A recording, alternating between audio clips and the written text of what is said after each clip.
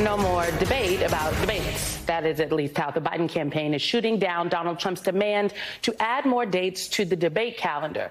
Now, both campaigns have already agreed to 2 debates, one set to happen next month and a second debate in September. The request from Donald Trump for more debates is not the only way that he's trying to troll the Biden campaign. Last night at the Republican fundraiser he had in Minnesota, he said he wants Biden to take a drug test before the debates. It is ridiculous, just ridiculous. And this follows what Trump has been doing with this false claim that somehow the president of the United States was on drugs during his State of the Union address because, you know, he was so good. And it's nothing new. Remember back in 2016, Donald Trump challenged then Secretary Clinton to a drug test before the final presidential debate. Again, he lost all of those debates.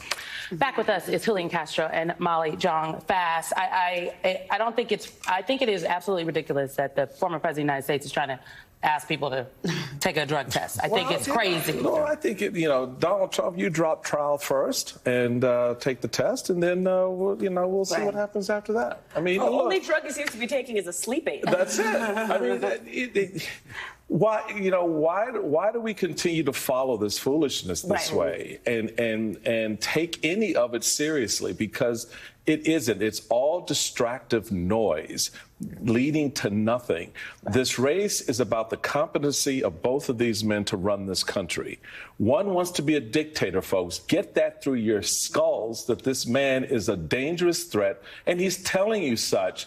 And so, don't get sidewinded by this, Joe Biden needs to take a drug test. Well, you know what? You do it first. Right. You take the test first, and let's have an independent test taker, because I think you're going to lie about the test. We're not taking no drug test. Ain't nobody taking a drug test. I think it is crazy. I think, to your point, it's just a crazy assertion. But he throws that in there to say that, to take the focus off the fact that he got beat by the Biden campaign this week. I mean, he literally, Joe Biden beat him like a drum into a corner, and now he's playing by their rules on the debates. Yeah, I mean, I think it's all distraction. It's about this, not about this. I mean, at the end of the day, I think the Biden campaign got what they wanted. And maybe most importantly for Biden, like we saw at the State of the Union, the kind of bump that he got. Right. Just showing the American people, because let's be honest, right? Some folks were wondering, you could tell in the polling, look, does this guy still got it? He showed that he still got it. Right, in spades. And there's every reason to think that he goes in there June 27th and then again in September, and he shows that he's got it.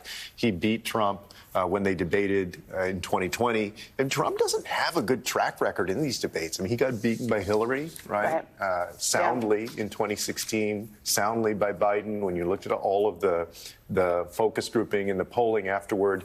And I think that Biden can have a huge bump after these debates, and especially the one in September, that can help propel him to a victory in November. You're not a debater when it's stream of conscience, right? I mean, it's just, right?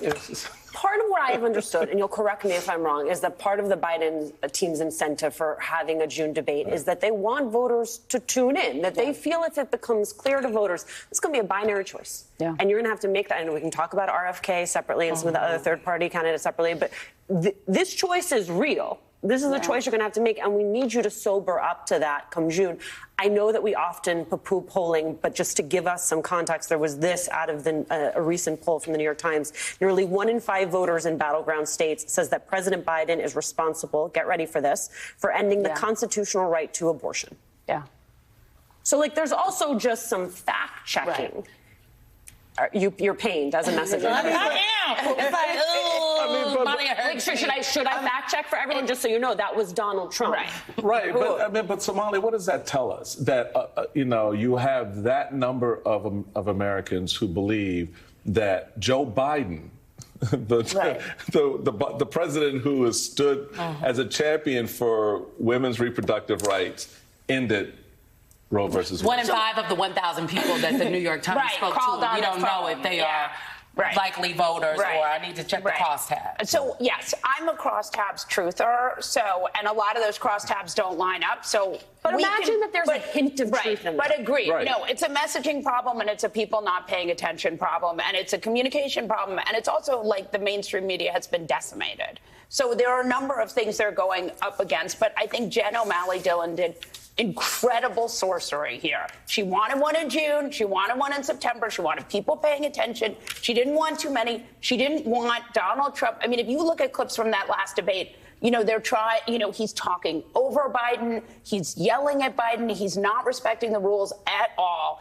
And the president, the group that historically does these presidential debates did not do what they needed to do to cut off the mic. And so I think they're very smart to go directly to the media outlets and do it that way. And also, they're not going to weird colleges and weird states that might not be helpful. I mean, there's a lot of showmanship with these debates that will now not be there anymore. Secretary, there was a beautiful profile of you on NBC about your new mission and your new role. I do wonder what you think as you elevate Latino voices and Latino voters, what you're thinking about Telemundo and Univision not necessarily yet being confirmed as a part of these debates. Well, yeah, I think this is one of the weaknesses of what we just saw happen, moving from the Presidential Debates Commission for the first time since 1988 to now basically brokering with each of the networks. And in this case, CNN has the first one.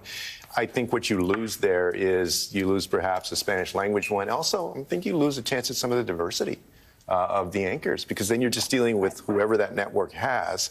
And so I think we have to be thoughtful in different ways about if this is the new model, what does that mean? At the end of the day, I believe that they're going to have a robust debate. I think that Biden's going to do well. I think that we're all going to be better for it. A lot of this misinformation or lack of information that people have that don't start paying attention or haven't been paying attention is still going to be helped by these debates. But long term, this is about the health and the strength of democracy, and Latinos are going to be essential in this election in two battleground states of Arizona and Nevada, huge populations there. And then also in California, there are 5 competitive California districts that may determine who controls the House, whether the election is certified at some point in the future, perhaps. And because of that, the community needs to be listened to, and hopefully that'll be reflected in the networks that get to have a debate and in the moderators that get to moderate it one day. Julian Castro, Molly Jean-Claude, thank you both so much for waking up early to be with us. In the next hour, Senator Raphael Warnock was going to join us to talk about President Biden's trip